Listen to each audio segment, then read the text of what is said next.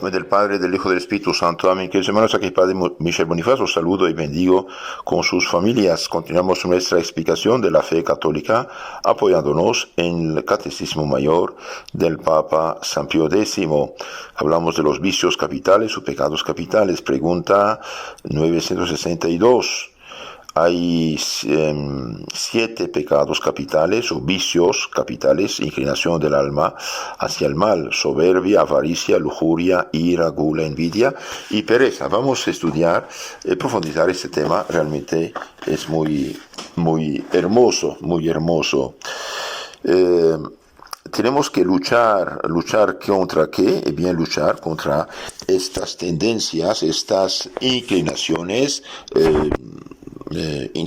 tóxicas de nuestra alma. La lucha contra los 7 pecados capitales ha ocupado siempre mucho espacio en las obras de espiritualidad cristiana católica. Por ejemplo, desde los primeros siglos ya Casiano había hablado de 8 pecados en vez de 7, porque separa la soberbia en vanagloria. El Papa San Gregorio Magno distingue claramente 7 pecados capitales, todos los cuales, dice, proceden de la soberbia. Santo Tomás de Aquino los reduce también a soberbia y demuestra cómo se clasifican filosóficamente por los fines especiales a los que el hombre tiende. La voluntad puede inclinarse hacia un objeto de 2 maneras: tendiendo a un bien aparente o apartándose de un mal aparente. Mas el bien aparente a que tiende la voluntad puede ser la alabanza o la honra, bienes espirituales intentados desordenadamente. Entonces, uno hace la cosa bajo apariencia de bien. Ese es el fin especial del vanidoso. Busca la alabanza, la gloria aparente, pero injusta y vana. También hay bienes corporales que tienen por fin la conservación del individuo de la especie, intentados de un modo excesivo, son los fines respectivos del glotón y del lujurioso. Los bienes exteriores deseados eternamente son el fin del avaro. El mal aparente de que huimos puede ser el trabajo que cuesta el conseguir el bien y que rehuye el perezoso, la disminución de la excelencia personal de la que se duelen el envidioso o el iracundo, etc.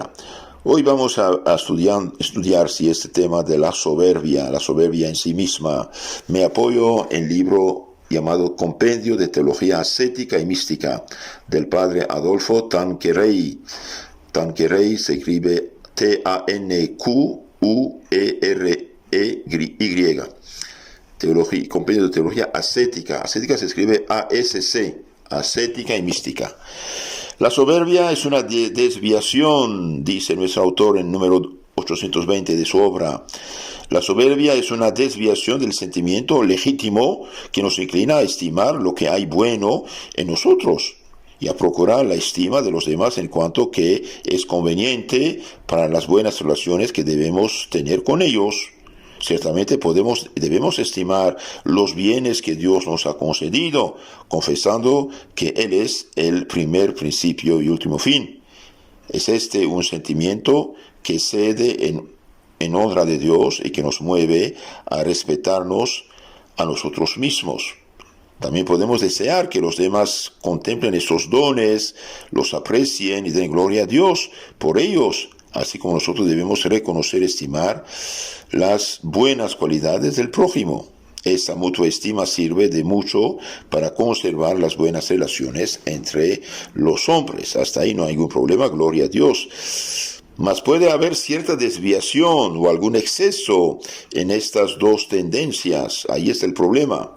Nos olvidamos a veces de que Dios fue quien nos otorgó los bienes que tenemos y nos los atribuimos a nosotros mismos, lo cual es un desorden porque es negar, por lo menos implícitamente, ser Dios nuestro primer principio y benefactor.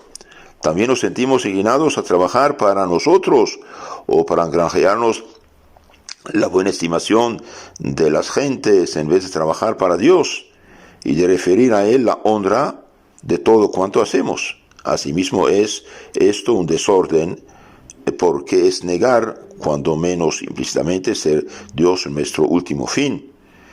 Estas son las dos clases de desorden que se hallan en este vicio de la soberbia. Puede pues definir la soberbia diciendo ser un amor desordenado de sí mismo, por el cual el hombre se estima, explícita o implícitamente, como si él fuera su primer principio y su último fin.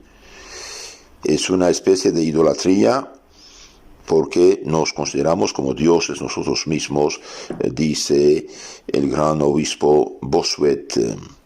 Veamos ahora este asunto de la soberbia, sus formas, los pecados que originan su malicia y sus remedios, algo muy interesante. Las formas principales de la soberbia. La primera forma consiste en considerarse a sí mismo primer principio de sí mismo. Apenas puede haber alguno que tan desordenadamente se ame a sí mismo de un modo explícito, que llegue a considerarse como primer principio de sí mismo. Ese es el pecado de los ateos, que voluntariamente rechazan a Dios porque no quieren tener dueño a quien servir, ni Dios ni amo, dicen. Es el que de aquellos de los que habla el salmista cuando dice, dijo el necio, en su corazón no hay Dios, Salmo 52.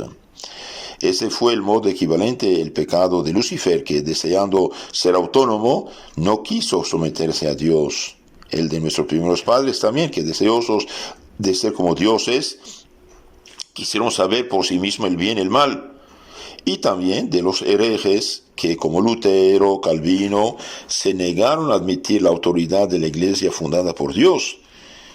Es también el pecado de los racionalistas orgullosos de su razón, que no quieren someterse a la fe.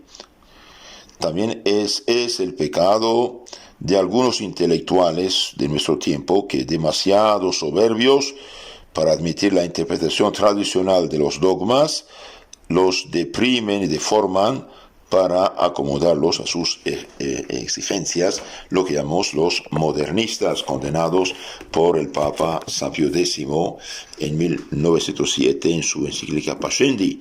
Y por desgracia, esos orgullosos han destruido el catolicismo, lograron infiltrar en la iglesia, lograron quedarse dentro de la iglesia de una manera muy hipócrita y finalmente tuvieron una gran influencia sobre sus chiquillos, los teólogos falsos, modernistas, liberales, que influyeron mucho en el Concilio Vaticano II y después del Concilio. Por eso andamos como andamos actualmente. Y también podemos decir que la soberbia es lo que dirige el mundo actual, llamado liberalismo. Concretamente, no quiere nada de Dios. Es gravísimo esto. Ni siquiera los paganos llegaron tanto. Los paganos estaban equivocados, pero al menos sabían que ahí había dioses arriba de ellos, decían. Un número mucho mayor caen implícitamente en ese mismo pecado, comportándose como si los dones naturales, sobrenaturales que el Señor les dio, fueron enteramente suyos. Es cierto que en teoría confiesan ser Dios nuestro autor, pero en lo concreto se comportan como si fueran ateos. Hay quienes se complacen en sus buenos dotes y méritos como si no los hubiesen recibido de nadie. El alma, al verse hermosa, se deleitó en sí misma y se detuvo a contemplar su propia excelencia. Dejó un momento de referirse a Dios, se olvidó de su dependencia, paróse en sí y se entregó a sí misma.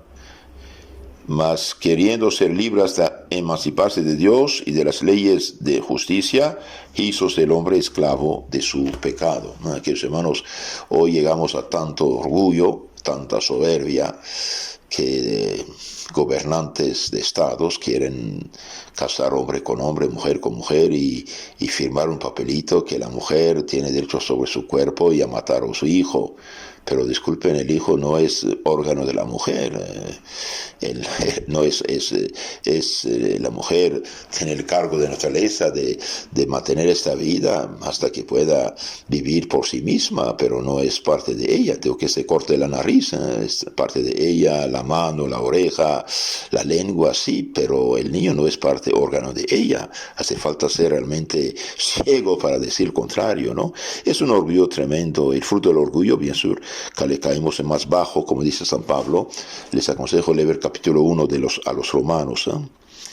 Más grave aún es la soberbia de los que se atribuyen a sí mismos la práctica de la virtud, como los estoicos, los filósofos griegos, paganos, que piensan que los dones gratuitos de Dios son el fruto de sus méritos, etc. Esa es también la causa de que el hombre exagere sus dotes personales. Todo lo que tenemos son dones de Dios. Los ojos que tengo, la mano que tengo, la inteligencia que tengo, la memoria que tengo, todo es don de Dios. Decir que yo soy lo que soy es mentira. Soy una criatura de Dios. Es grave, es grave eso. Entonces esa es, dijimos, la causa de que el hombre exagere sus dotes personales, cierra los ojos para no ver sus defectos, mira con cristal de aumento sus buenas cualidades, aún llega a atribuirse cualidades que no posee y que no son virtudes, sino en apariencia. Hay quien da limosna por ostentación, cree ser caritativo cuando es aún un vanidoso. Se tiene por santo porque goza de algunos consuelos sensibles, porque ha hecho lindos apuntes espirituales, escrito unos buenos propósitos, cuando en realidad se halla en los primeros peldaños de la escala de la santidad. Otros piensan que son de gran espíritu porque desprecian las reglas de poca monta y quieren santificarse por medios extraordinarios. De ahí el anteponerse injustamente a los demás. No hay más que un paso. Examina los defectos de los demás con lente de aumento. Examina los defectos ajenos con lente de aumento. Con microscopio la agrandan. De esa manera apenas tienen conciencia de sus propios defectos. Ven la paja en el ojo ajeno y no ven la viga en el suyo. A veces llegan, como el fariseo, a despreciar a sus hermanos. Otras veces, sin ir tan lejos, los rebajan en su estimación injustamente y se tienen por mejores que ellos cuando realmente son peores. Por esa misma razón, intentan dominarlos y hacerse reconocer como superiores a ellos. El problema grave de esto de la soberbia, estas personas, para con los superiores, los jefes, la dicha soberbia se traduce en un espíritu de crítica y de censura, que es causa de que andemos espiando sus menores gestos y maneras para hablar mal de ellos. Todo lo queremos juzgar, todo lo queremos comprobar. Con eso se nos hace muy difícil la obediencia. Cuéstanos mucho el someternos a su autoridad, a sus decisiones, el haber de pedirles permiso, y aspiramos a la independencia, o sea, a ser nuestro propio principio. La segunda forma de soberbia consiste en considerarse a sí propio explícitamente como último fin, haciendo las obras sin referirlas a Dios y deseando ser alabados como si fueran enteramente nuestras. Este pecado capital procede del primero, porque considerándonos como primer principio queremos ser también nuestro último fin. Podríanse repetir aquí las distinciones que hicimos antes. Muy pocos se consideran a sí mismos simplemente como último fin, si no son los ateos o los incrédulos.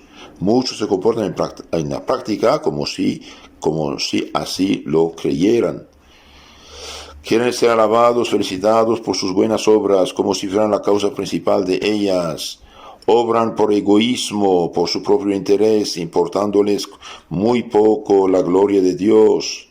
Sin ir más lejos, las mismas personas piadosas se buscan así en sus obras de piedad, quejándose de Dios cuando no las colma de consuelos, etc. Hemos pues de confesar que la soberbia es una u otra forma, es un pecado muy corriente aún entre las personas que dan la perfección, pecado que nos persigue en todas las épocas de nuestra vida espiritual y que no muere sino con nosotros. Principalmente se nos dan apenas cuenta. Los principiantes no se dan apenas cuenta de ello porque no se estudian muy a fondo.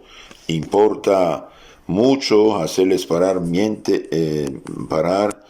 en esto y examinarse sobre esto mediante el examen que llamamos particular. Ahora, ¿cuáles son los pecados que nacen de la soberbia? Y bien, los principales son la presunción, ambición y la vanagloria. La presunción es el deseo y la creencia de que podemos hacer cosas que superan nuestras fuerzas. Nace de juzgar demasiado bien nosotros mismos, de nuestras potencias naturales, nuestro saber, nuestro poder, nuestra virtud. En el orden del entendimiento nos creemos capaces de acometer y resolver las más difíciles cuestiones y los más arduos problemas, y cuando menos en emprender estudios desproporcionados en nuestros talentos. Nos tenemos por hombres muy discretos y de juicio, y en vez de saber dudar, cortamos por lo sano y con toda seriedad en las cuestiones más debatidas. Cualquier pobre tipo lee una Biblia y funda una secta, pobre de nosotros, ¿no? En el orden moral pensamos tener bastante luces para guiarnos por nosotros mismos y no necesitamos consultar con el director espiritual. Nos persuadimos de que a pesar de nuestras culpas pasadas ya no hemos de temer las recaídas y nos ponemos simplemente en ocasiones de pecado en las cuales caemos. De aquí viene el desaliento que es causa muchas veces de nuevas caídas. En el orden espiritual no nos gustan las virtudes escondidas de mortificación y preferimos las que brillan. En vez de edificar sobre el sólido fundamento de la humildad, soñamos con cosas grandes, con la energía de carácter, con la magnanimidad, con el ser apostólico, con grandes resultados que descontentados tenemos para el futuro. La presunción unida con la soberbia es causa de la ambición, o sea, el amor desordenado de la honra, de las dignidades, del mando sobre los demás, porque presumimos demasiado de nuestras fuerzas y nos creemos superiores a los otros. Queremos dominarlos, gobernarlos, imponerles nuestro parecer. El desorden de la ambición se manifiesta de tres maneras, dice Santo Tomás de Aquino. Andamos buscando honra que no merecemos y que no podemos alcanzar. Buscámosla por ella misma, para nuestra gloria y no para la gloria de Dios. Parámonos a gozar de la honra en sí misma sin emplearla en provecho de los demás, en contra del orden establecido por Dios, que manda que los superiores trabajen para el bien de los inferiores. Esta ambición se extiende a todos los órdenes. En el orden político aspiramos al mando a costa muchas veces de 1000 bajezas, de 1000 compromisos, de 1000 cobardías que cometemos para conseguir los votos de los electores. En el orden intelectual, intentando obstinadamente imponer a los demás nuestro propio parecer, aún en la cuestión de libre opinión.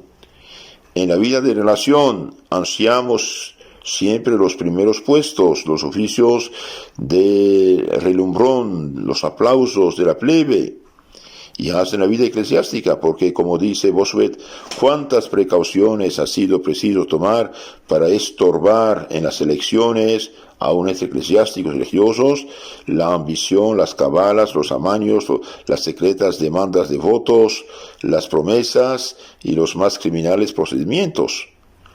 Los actos simoníacos y tantos otros desórdenes harto corrientes en esta materia, sin que nadie pueda gloriarse de haber hecho otra cosa que tapar y cubrir esos pecados, lejos de haberlos enteramente desarraigado.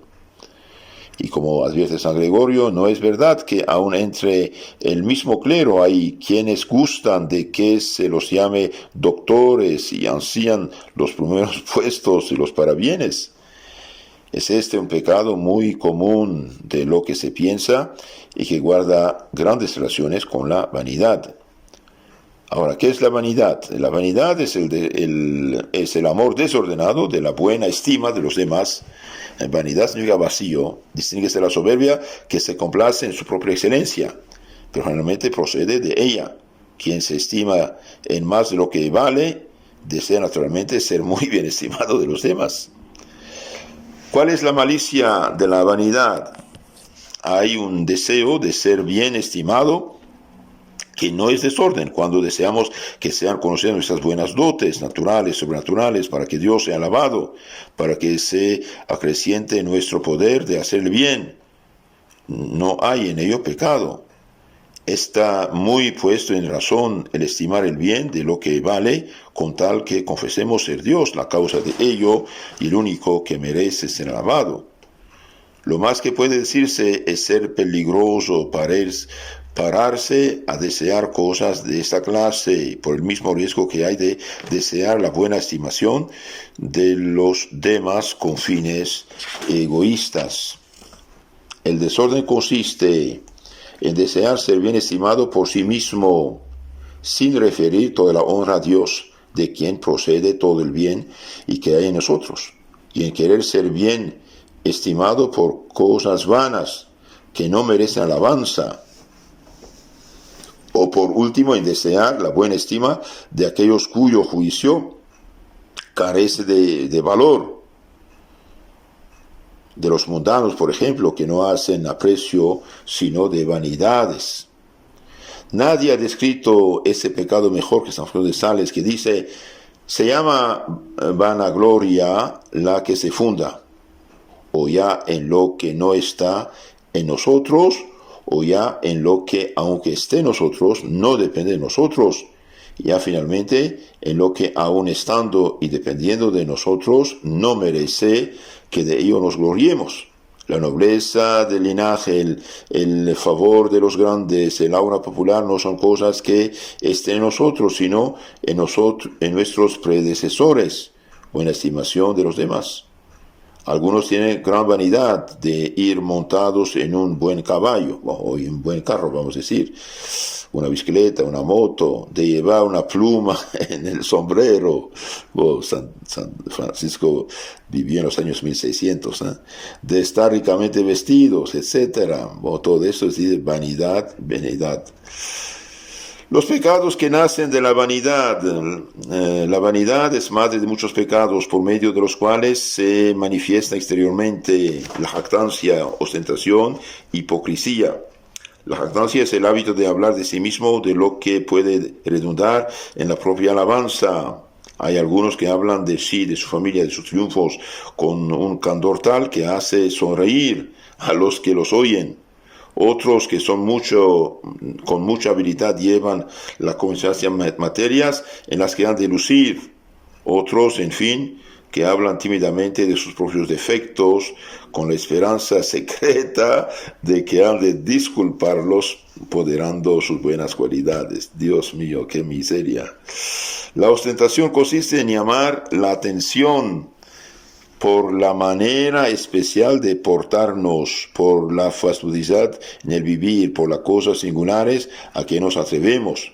Y la hipocresía se viste por de fuera con los arreos de la virtud, o escondiendo por dentro pecados muy reales y verdaderos. Es nuestro problema.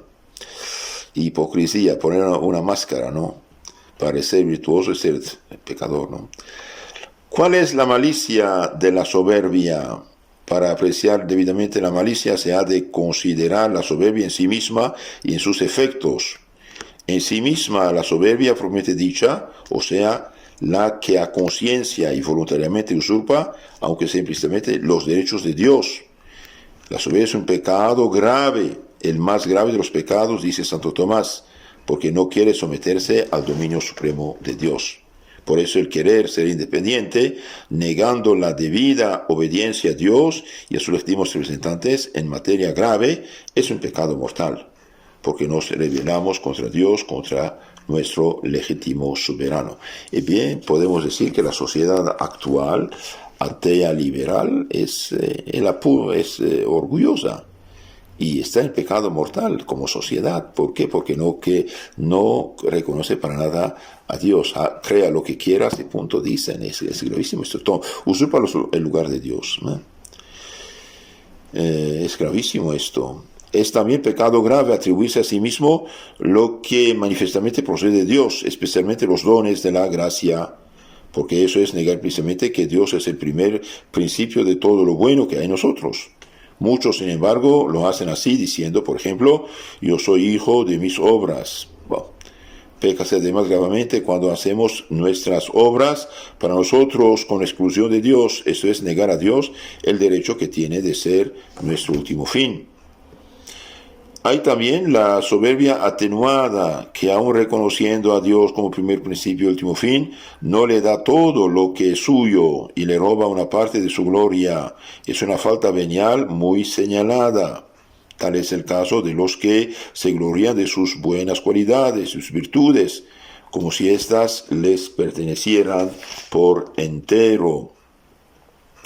Siempre esos pecados pueden convertirse en mortales cuando nos empujan a cometer actos gravemente pecaminosos. Así la vanidad, que de suyo no es más que pecado venial, se convierte en pecado mortal cuando es causa de que contraigamos deudas que jamás podremos pagar, y cuando procura excitar en nosotros un amor desordenado.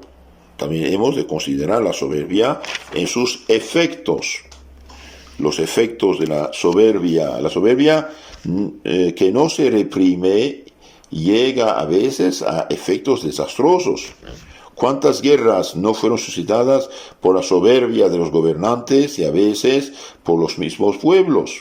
Sin ir más lejos, cuántas disensiones en las familias, cuántos odios entre los particulares tienen por causa de este vicio. Enseñan con razón los padres de la Iglesia la soberbia ser la raíz de todos los otros pecados y que corrompe además muchos actos de virtud porque pone en ellas un fin egoísta. Considerada el fin de la perfección, que es el que ahora nos interesa, bien puede decirse ser la soberbia la gran enemiga de la perfección, porque causa en nuestra alma una desoladora esterilidad y es el origen de muchos pecados. Nos priva de muchas gracias y de muchos méritos. Nos priva de muchas gracias porque Dios que da abundantemente la gracia a los humildes, la niega a los soberbios. Dios resiste a los soberbios. Consideremos bien esas palabras. Dios resiste a los soberbios porque dice el padre Ollier, ataca de frente la soberanía el soberbio ataca de frente a Dios y quiere sustituirse en lugar de él. Por eso Dios resiste a sus insolentes y horribles pretensiones, porque quiere conservarse en lo que es, derriba, destruye lo que se alzan contra él. La soberbia nos priva, además de muchas gracias, de muchos méritos. Nos priva de muchos méritos. Una de las condiciones esenciales del mérito es la pureza de intención. Pero el soberbio trabaja para sí y para agradar a los hombres, en vez de trabajar por Dios, y se hace digno de la reprensión dirigida contra los fariseos que hacían sus obras para ser vistos, decía Cristo nuestro Señor. También la soberbia es pecado y origen de muchos pecados, de pecados personales, por la presunción que ponemos en el peligro y perecemos en él. Por soberbia no pedimos con instancia las gracias de que hemos menester, y por eso caemos en el desaliento de pecados contra el prójimo. Por soberbia no queremos ceder, aun cuando no llevamos razón. Somos mordaces en nuestras conversaciones y andamos luego en discusiones violentas que traen consigo disensiones, discordias. De aquí venimos a proferir a palabras duras, injustas, contra nuestros rivales para humillarlos, murmuraciones acerbas contra los superiores, llegamos a rechazar sus disposiciones. Por último, es una causa de desdicha la soberbia para el que de ella habitualmente se deja llevar. Como en todo quiere ser primero y dominar a sus semejantes, no tiene paz ni sosiego. No puede estar tranquilo mientras no triunfe de sus rivales. ¿Y cuáles son los remedios? Los remedios, primero poner a Dios en su lugar. Dios es Dios y somos criaturas de Dios. Por lo tanto, somos nada. De esto han de convencerse los principiantes en la vida espiritual. Somos nada. Nada soy. Verdad es que plugo a la bondad divina escogerme entre millones de seres posibles para darme la existencia. Y yo todo lo que tengo, todo lo que soy, lo recibí de Dios. Y Dios es el Señor y yo soy una simple criatura. Soy un ser contingente. No hubiera podido no existir. Tengo un ser prestado tengo un ser prestado, tengo un ser frágil, frágil, pues cualquier cosa puede matarme. Y nada puedo, sin mí nada podéis, dijo nuestro Señor Jesucristo. Y nada valgo también. Verdad es que si considero lo que Dios me ha dado y lo que en mí obra por medio de su gracia, valgo muchísimo y soy cosa de mucho precio. Pero en mí, por mi propia fuerza, no soy nada, y además soy un pobre pecador, pobre pecador, y si no estoy en el infierno, lo debo a la gracia de Dios. Un solo pecado mortal, bien merece eternas humillaciones. ¿Y quién no pecó después de uso de razón? Y tenemos además cuantos pecados veniales, deliberados. Bien, pidamos a Dios misericordia, que nos ayude a ver lo que somos y no hincharnos de orgullo, porque el orgullo es el pecado del demonio, igual que la envidia. Pidamos a Dios misericordia, que nos ilumine la mente y nos proteja de este vicio tremendo que nos hace ciegos y nos debilita y nos hace semejantes al demonio. Queridos hermanos, pidamos a la Virgen humilde que nos ayude a ser lo que Dios quiere que seamos. En el nombre del Padre, del Hijo, del Espíritu Santo. Amén.